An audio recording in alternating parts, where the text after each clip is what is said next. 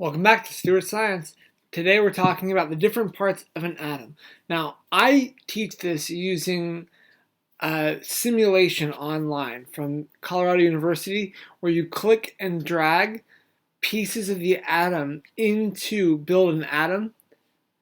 So you're building an atom as you go. So if you had me in class, you probably remember that.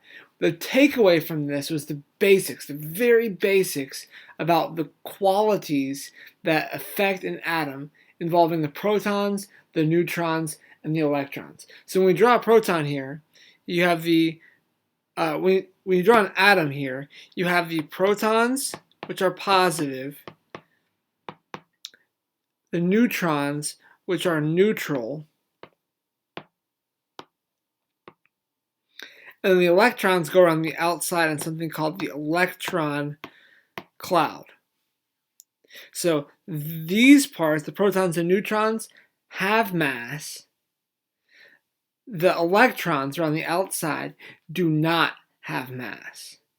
The protons are positive, the neutrons are neutral, and the electrons are negative. And so this ends up affecting the mass and the charge of the atom, as well as the identity.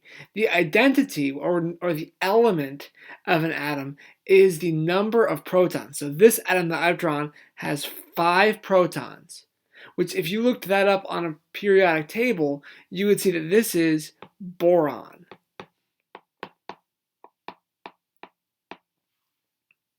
It also has 6 neutrons, which means that out of all of these particles that I've drawn here, 11 of them have mass. I'll use AMU. That's my unit for mass. That's what I measure the mass in. And the charge of this atom, you have to compare the number of protons to the number of electrons. We have 5 protons. We have 6 electrons. And so our overall charge would be a -1 overall. So to summarize this all on the table, you'd have 3 parts: the proton, the neutron, and the electron. If you looked at which one of those changes the element, it's only the proton, not the neutron, not the electron. The element is only controlled by the number of protons. If you looked at a periodic table, the atomic number, the number for that element is the number of protons. If you looked at the mass,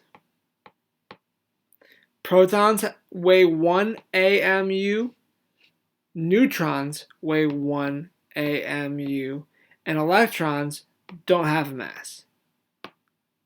I mean, they do, but it's really small. And then the last one, the charge. Protons are positive, neutrons are neutral, and electrons are negative. These two are found in the nucleus.